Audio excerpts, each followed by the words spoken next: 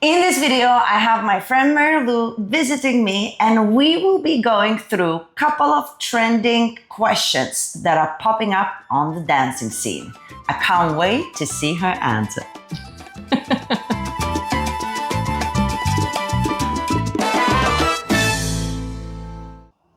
Hello, my beautiful subscribers. Rasa the dancer is here, of course, and today I have my very good friend Mary Lou here. Hello. Hello. Now, Hi, everybody. She's here for a reason, okay? And the reason is this. Usually I talk to the camera about the topics in the dancing scene, and we sometimes rant, sometimes we discuss some important things, but it's always me. And then afterwards, when I read your comments, I sometimes wonder, do everybody think this way or different way? And what is it actually that my closest friends think? Do they think like me? Or even my closest friends have different answers than I do. So this is the plan, Mary Lou. She actually doesn't know. I have no idea. I'm terrified. So this is what's gonna happen. I'm gonna have 5 questions for you. Okay. And each question, I want a quick, spontaneous answer. Not like thought through, deep dive into what you think is the right answer, right? I want you to be relaxed, talking to a friend, and I just want you to just answer honestly. They're gonna be trending questions. It's something that everybody's talking about in the dancing scene. And then when you say what you need to say, I will say what I would do or how I would respond. And we'll see if our friendship is in any way similar. We are very similar in general, but I am a bit more, and she's a bit more, no? It depends. It depends. All right, so without further ado, let's go into the questions. Are you ready? No, but okay, yes. Excellent, let's go. Okay, Mary Lou, are you ready for your first question? Okay, I have my notebook here. It's a big notebook. Only 5 questions. First question. What would you do if a guy is being inappropriate with you on the dance floor? So I will define, let's go stages, okay?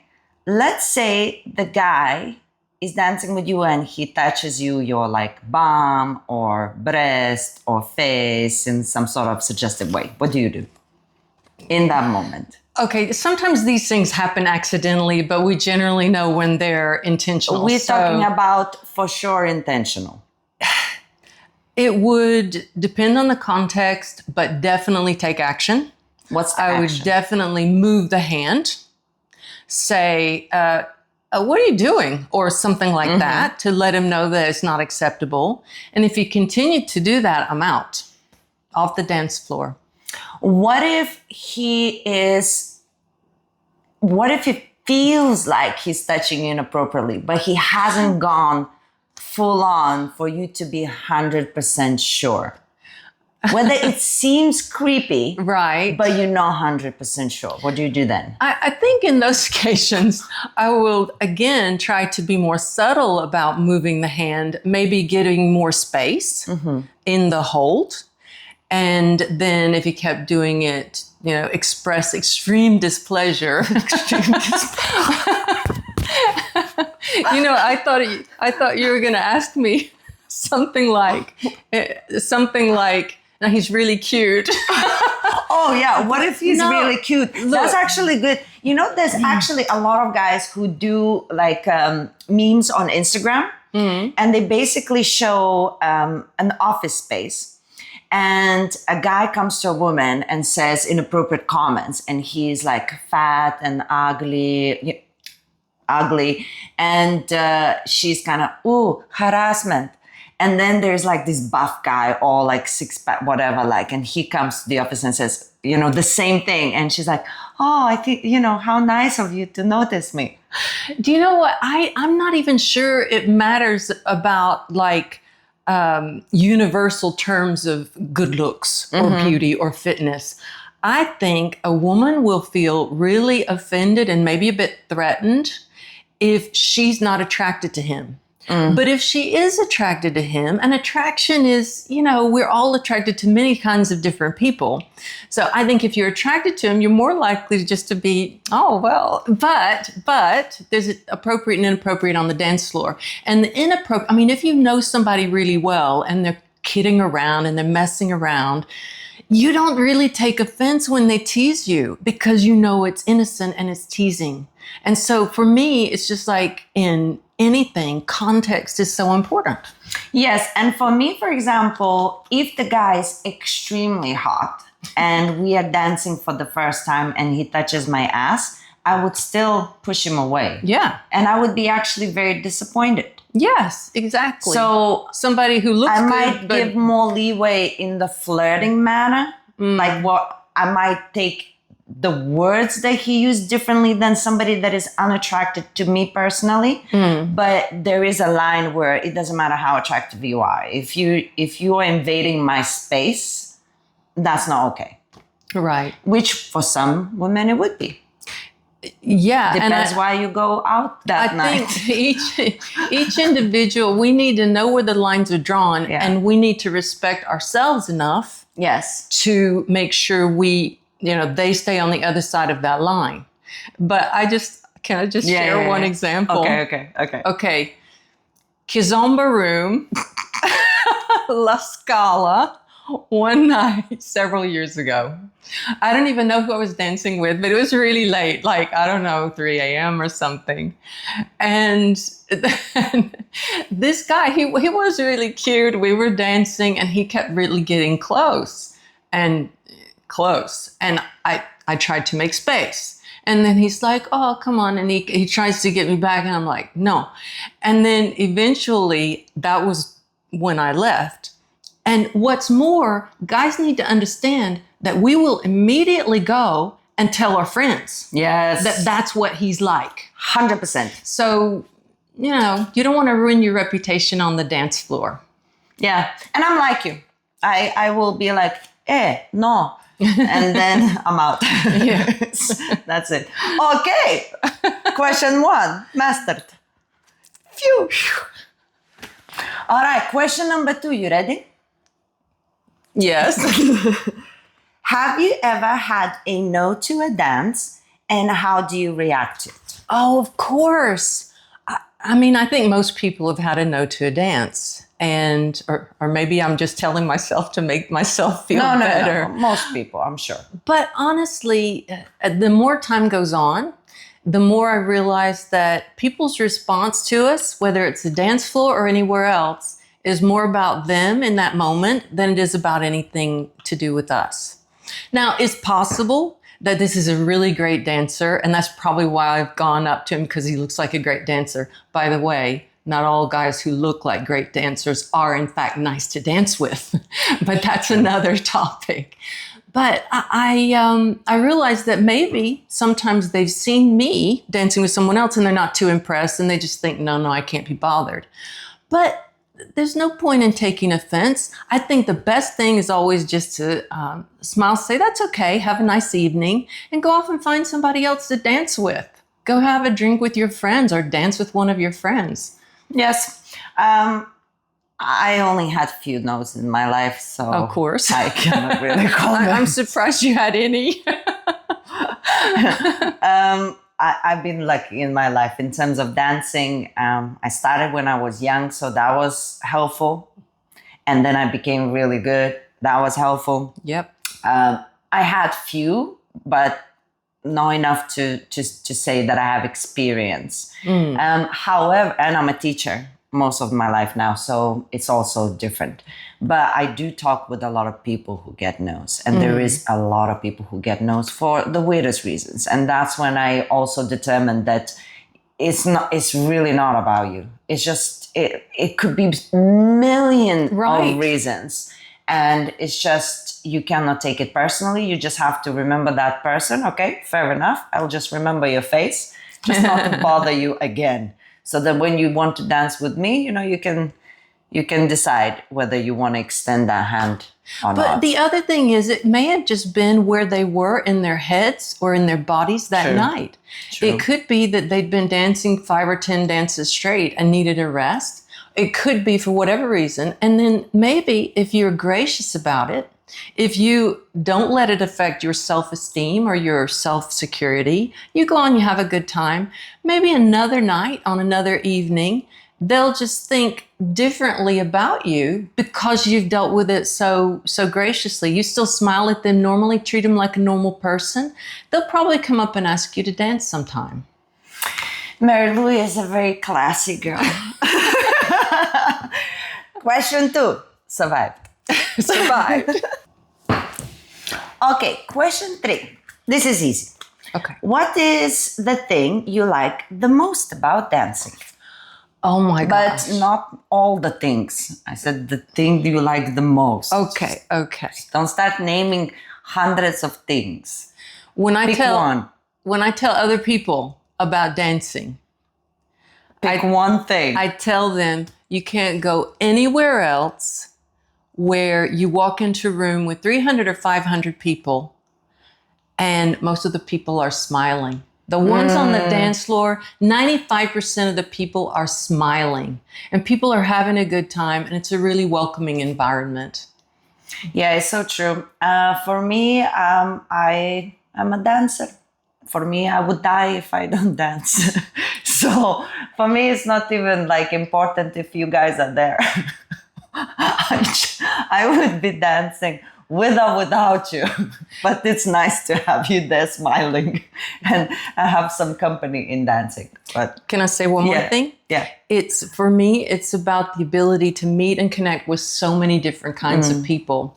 And I love the diversity and the fact that it's everybody, all cultures, languages, genders, all abilities to dance. It's a really, in general, welcoming community. Yes. And I really love that.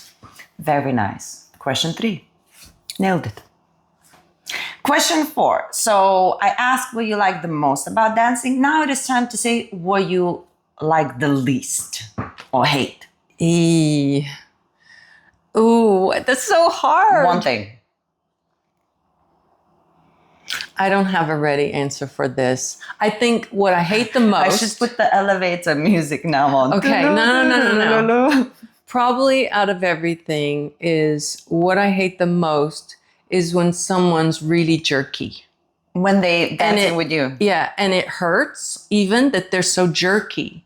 And it's not, I mean, I've had so many lessons with you and other of the great teachers here and internationally. It's not like I don't know a lot of the moves, and it's not like I can't. I'm not the best dancer, I'll admit to that. But it's not like somebody has to jerk you around. And so that's probably the thing I hate the most. But there's one other thing I would say if you let me. Okay. And that's I'm curious now. That's when somebody really smells bad. Oh, the bad smell is the worst. Yeah, and it's not like, I don't mind if somebody's sweating. Unfortunately, I am one of those ladies who perspires more than a lot of others. But if you're really clean, and then if you... It's different.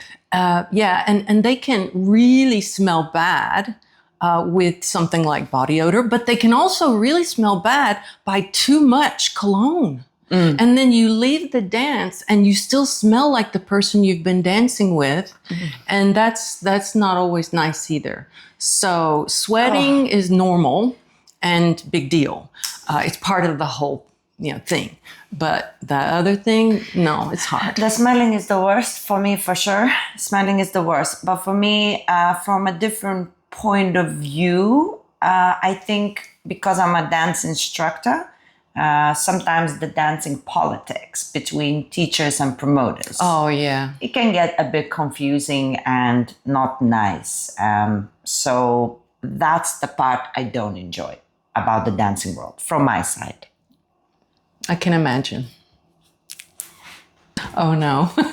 You ready for your last question? From the look on your face, I don't think I am.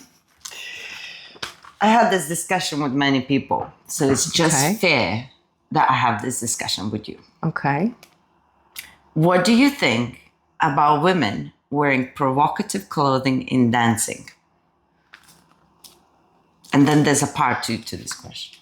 Okay. So, and when I say provocative, yes, first question. I mean wearing maybe just like a bra or like see-through top where you can see nipples, or a tongue that is see-through through see-through leggings, that kind of thing. I think you've just mentioned a lot of things that I would never wear, and that I don't think my friends would ever wear, the sort of people that I gravitate toward. That said, I don't judge anybody. I think that, I love it when women are comfortable with their bodies. And it's not for me to be the decency police.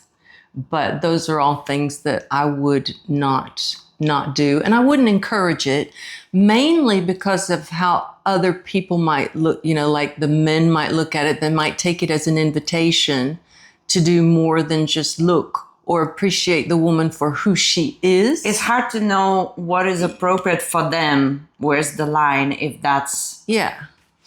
I only always say 2 things. Okay? Well, actually 3. All 3 right. things. First, for me, I just don't like, again, I don't know what if I'm saying is right or wrong. It's just an open discussion that I keep having with myself. Hopefully a healthy discussion, just to keep myself in check and in general. So I don't know whether it's healthy to have on social media now and in certain congresses over-sexualizing of bachata. Because then when I come in, I am in the environment that has been created. So then, of course, I have a choice of not being in that environment, but that makes me sad that I cannot be there. So that's a question that's on my mind, because I don't like the fact that this is the norm now between younger women and, in the bachata scene specifically. Another thing that bothers me is like the dress code anywhere you go. I'm not saying you have to tell people what to wear, but there has to be a line and the dress code has to exist in my mind. Maybe it's the Eastern European in me, but there has to be. If you go to the beach, you wear a bikini. But if you go to any restaurant or whatever there's usually a dress code. You cannot go with flip-flops to some sort of fancy restaurant or whatever. Right. So there's if you go to work or something, there is a dress code. There are levels of appropriateness. There's levels of appropriateness. And that also depends on each company culture too. 100%. Banks tend to be more formal.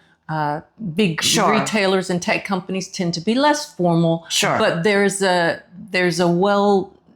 reasonably understood parameter on each side. But you know what occurred to me when you were talking about that culture that's already begun to grow about sexualizing bachata world? Where do you think that came from? I don't know, but I think it's only been a few years, really, if you think about it, about women getting more freedom anyway. Being paid a bit more, having a bit more equal rights, having a bank account. Historically, yes. Historically, it's been quite a few years, really, in general, all years considered. So I think we were fighting the good fight. Yes. And we just had to push so much that now I think it's the time where it has to even out somewhere. But at the moment, it just went boom, and we haven't found our equilibrium yet. What is really freedom for us? I can wear whatever I want. That was necessary to say. But does that really mean that we really want it? Or is it just because we don't really know who we are? And there's always movement forward. Yes, when exactly. there's movement forward, some people will go further than the majority of the people will go or want to go, I think. Yes. And that's a very good point about women and progression with career and salaries and position in society. But there's also, I've heard that over the last several years, there's been a real push for sensual bachata as opposed to other types of bachata. Dominican, for example. Yes. you've always talked about, and other bachata, Dominican bachata dancers always talk about it, that it's something, you do can dance with your, everybody. yeah, you can dance that with your dad or with your brother, and there's nothing overtly sexual about that. And I think this is something else that for me is important. It's a really important distinction, is that dancing, when it's, just everybody dancing together, it's sensual but not sexual. Yes. And I think that's a line for me. Yes. It really helps me to understand the difference. Yes. Okay. And for that question, the part 2, is there a comparison to men, like equivalent to what we're discussing about women to men? I don't know. I just pictured some of the guy dancers coming up in a mankini or something. I'm sorry. That was unintentional. But, in my imagination, it was bright green. But do we have because we would let's say, look at some women maybe with naked nipples and say, that's too much for me. Is there something that men wear or don't wear that we would say is too much? Or is it more a woman thing? I don't know, but women's and men's bodies have always been looked at and considered differently in culture, in every aspect, anyway, and for different reasons. But I think that's a really interesting question. What do you think? I have only one example, well, 2 examples. One, loose pants where the ding-a-ling, they don't control it. Like I've not some of that. you guys have not put underwear on that is tight enough. I'm glad I've not seen that. And then it's a ding-a-ling and you can feel it ding-a-ling as well. Not okay. And then it might not be as obvious as naked nipples, but for me, that's like a no-no. And then another thing is those crop tops that shows men nipples. Right. Like if you're going out to a party that doesn't have a beach theme, that is, Well, yeah, if it's at the beach, girl, it's different, right? Exactly. If it's at the beach pool party, or maybe it's just a workshop and it's you're getting sweaty, so it's easier for you to take your sweat off or something. Although I would debate that it's better to put a normal t-shirt on because the sweat will be taken rather than us touching your sweaty arms, right? But I only know a few people who can get away with, that person? You know the person I'm thinking of? I don't. I think you know. It's our friend. Right. Okay, now I know. We got a friend. He can get away with it. Yeah, he can definitely get away with it. There's always that person that can get away with anything, right? Almost. But not as a majority. So that's for me too. Like the tight underwear for the guys and the crop top. Right. For the guys where the nipples stick out. Do you know what? I think that this is such an interesting conversation because clearly there's a divergence of opinion between a small portion of our community. And I say our community, even though I haven't been so involved in it, your community. I haven't been so involved lately, but yeah, I think it's really interesting. And I think like anything, as we do in the dance community, it's about tolerance and acceptance and trying to do for our best to be there and be positive and be somebody good to know and good to dance with. What do you think? We'll close the 5th question with that.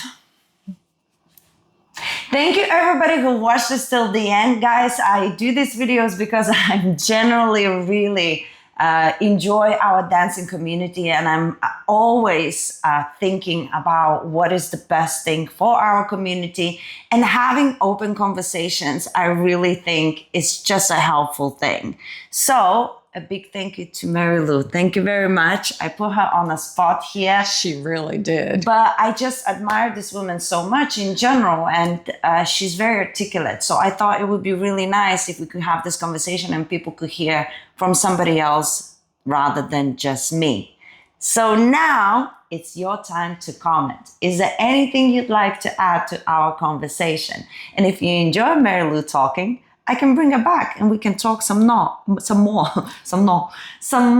about trending topics. So without further ado, they have to subscribe, Like? You should subscribe and like, because this woman is phenomenal. She always has wise perspectives, and normally she has great guests.